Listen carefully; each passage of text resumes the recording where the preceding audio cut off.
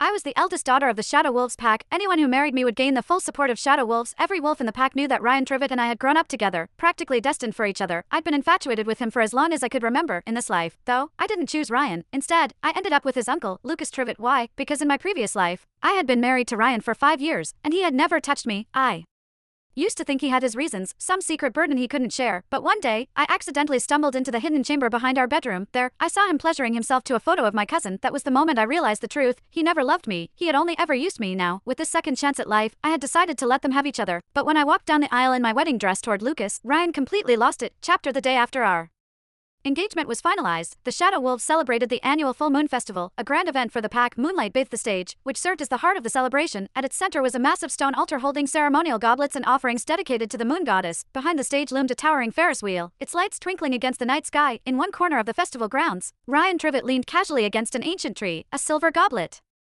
in hand. He was boasting to his friends about his latest hunting exploits. The moment I stepped into the bustling festival, his friend, Blake Glisten, was the first to notice me. "Hey, Ryan, your little shadow is here again," Blake said with a grin, his teasing tone drawing laughter from the nearby wolves. "You guys are engaged already, and she's still trailing after you like a pup," someone else chimed in. Ryan turned his head and spotted me, a flash of irritation crossing his face. "Alice, are you so desperate to get married?" he said coldly, his voice dripping with contempt. "You went ahead and got our families to finalize the engagement without even asking me. Now the whole pack knows we're supposed to get married. Really, great job." His scornful words stung, but I quickly steadied myself, lifting my chin to meet his golden gaze. "Ryan, I didn't need your permission," I said firmly, my voice steady. "Because I'm not marrying you." The crowd fell silent for a moment before erupting into laughter. Blake laughed the hardest, doubling over as if he couldn't breathe. "Ryan, you'd better sweet-talk your little fiancée before she pulls another stunt to get your attention." Ryan's expression darkened, his eyes narrowing as he stared me down. His voice dropped, laced with barely restrained anger. "Alice, what is this? Some new tactic to play hard to get?" he hissed. "If you're marrying into my family, who else could you marry but me? And don't forget, you've been saying you'd marry me since you were a kid. The entire pack already considers you mine." He stepped closer, leaning in until his breath brushed my ear. His voice dropped to a dangerous whisper, carrying the threat of a predator. "As for the wedding, I can give you the grand ceremony you've always wanted, but the mate bond, that's reserved for the one who's truly mine." I stared at him in shock. In my past life, Ryan had obediently followed the family's arrangements. We had completed the mate bonding